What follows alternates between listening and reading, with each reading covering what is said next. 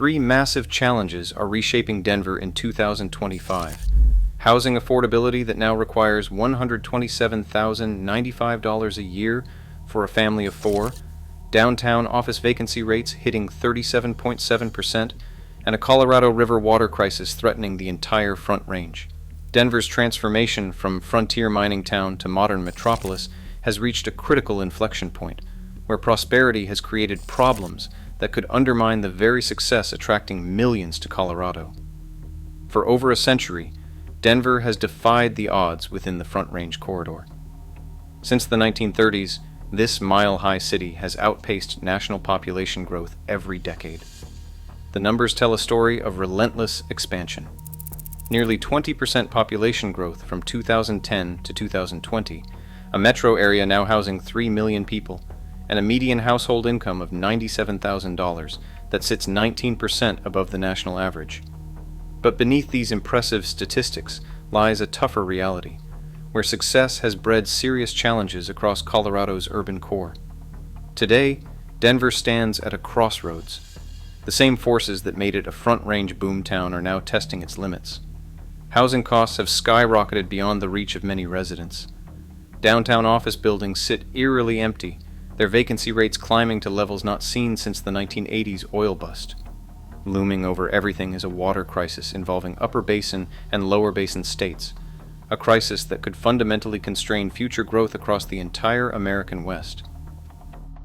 Let's start with the cost of living crisis that's reshaping who can afford to call Denver home. Colorado has become the third most expensive state in America, and Denver sits at the epicenter of this affordability squeeze across the Front Range. A family of four now needs to earn $127,095 a year, over $10,500 per month, just to live comfortably in the city. The cost of living is 9% higher than the national average, but that modest-sounding percentage masks a more dramatic reality on the ground. Housing tells the real story. The average home price in Denver hovers around $599,000, with detached homes pushing into the mid-$600,000 range.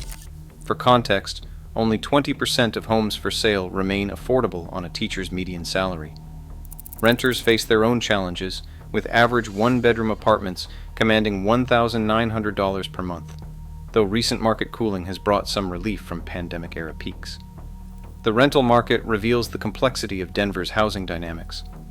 While rents have actually dropped more than 9% year over year, falling to around $1,688 for the median apartment, the city still ranks as the 30th most expensive rental market among America's 100 largest cities. That is 20% higher than the national average, requiring roughly $67,000 in annual income for a one-bedroom and $90,000 for a two-bedroom, under traditional affordability guidelines. This housing crunch is not accidental.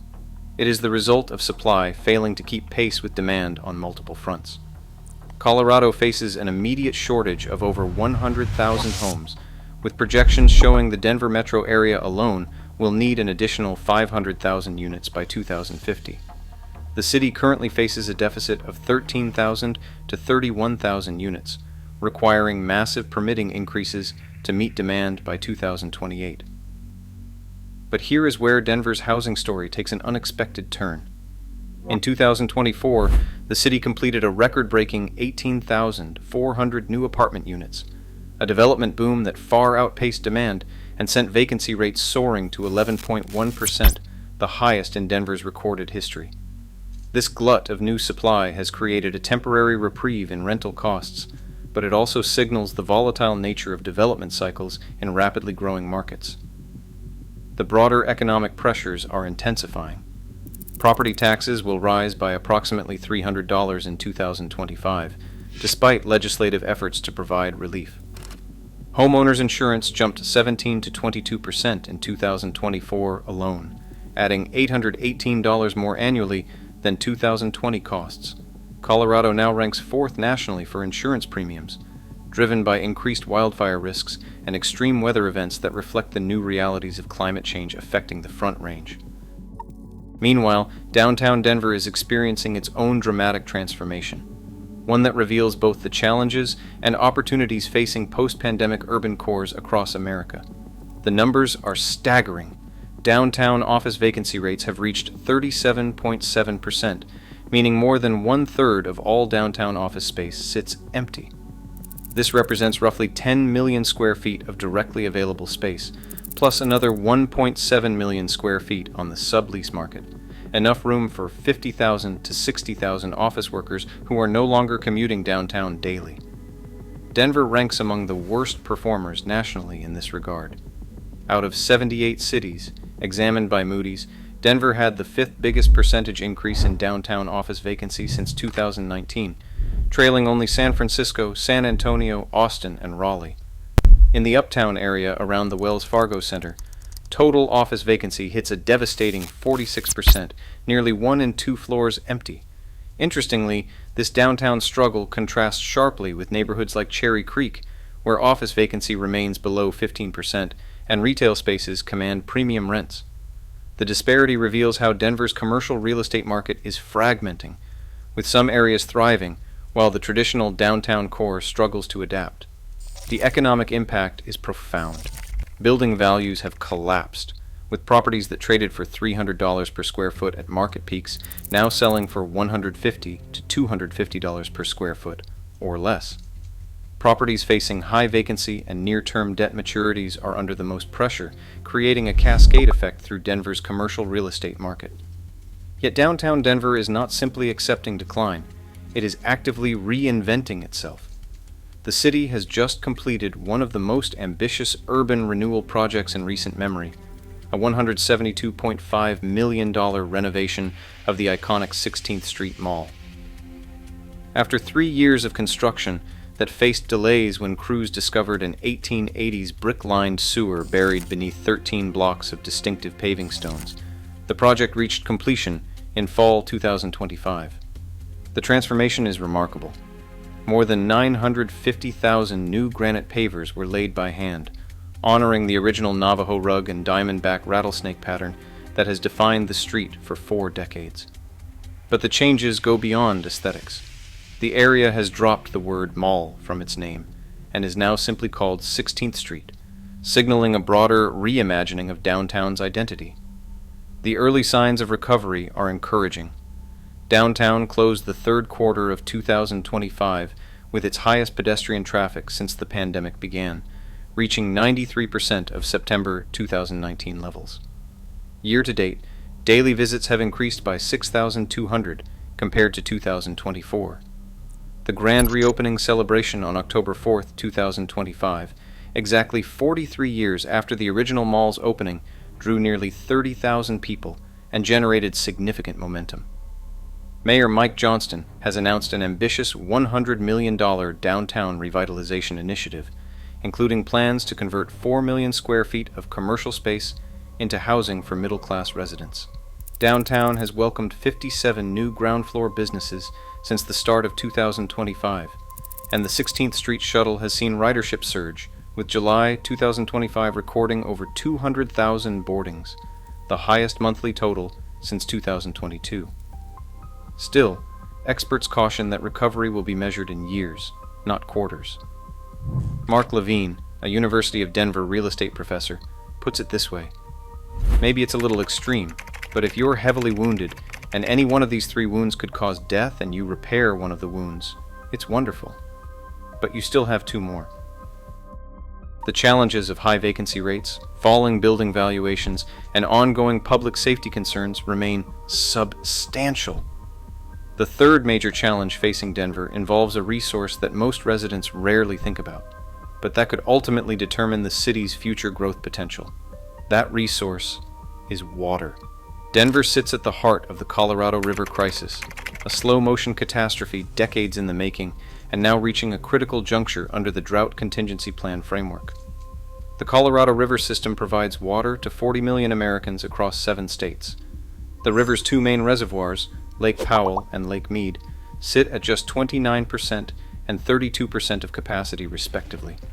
Even after recent rainfall, 57% of the Colorado River watershed remains in severe drought, with more than 11% in extreme drought conditions. The math is unforgiving.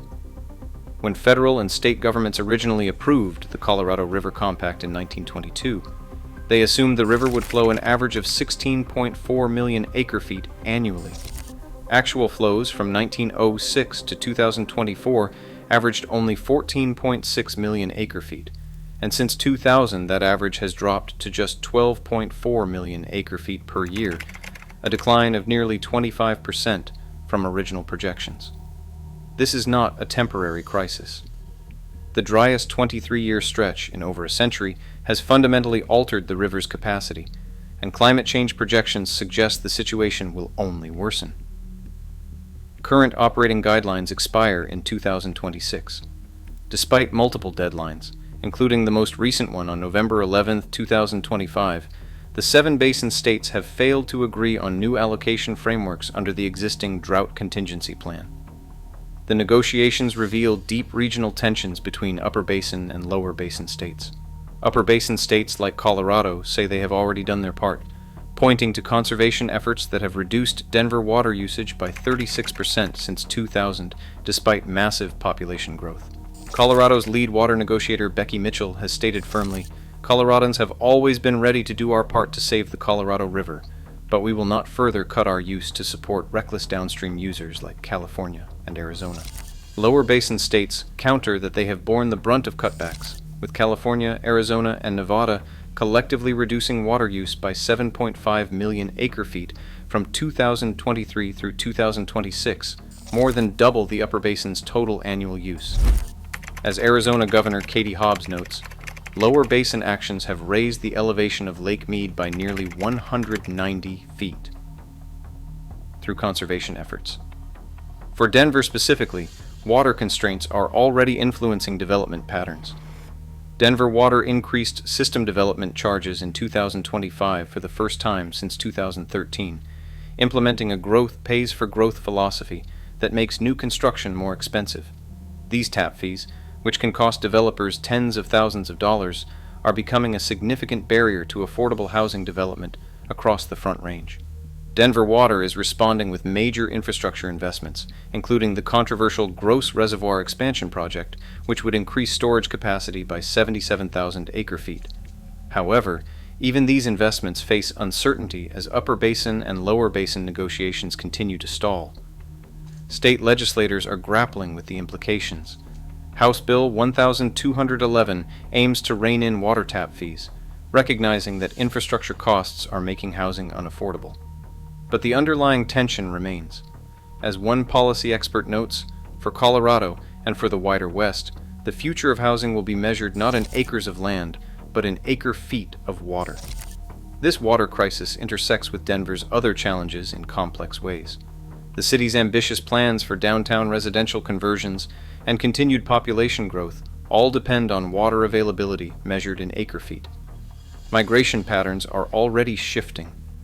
Colorado saw 40,000 fewer new residents in 2025 than in previous years, and the state's growth rate fell to just 0.4% from 1.29% the year prior.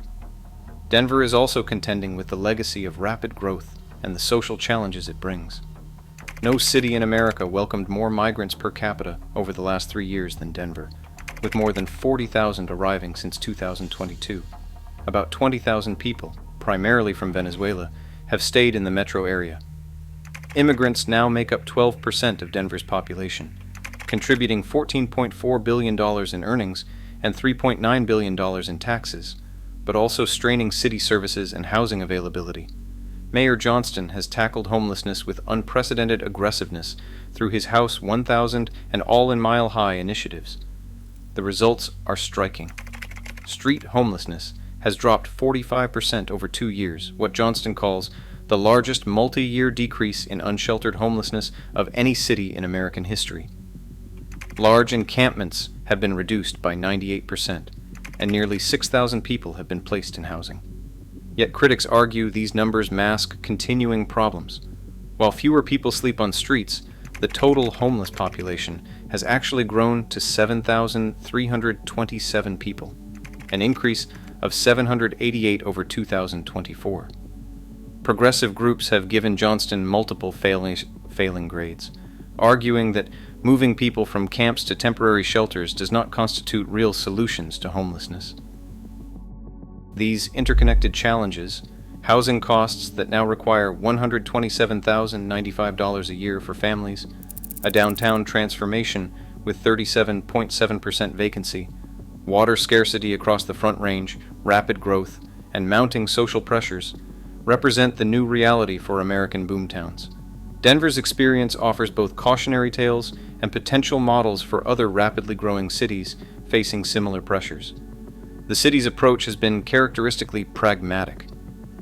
Bill Mosher, Denver's chief projects officer, says we have been through this before.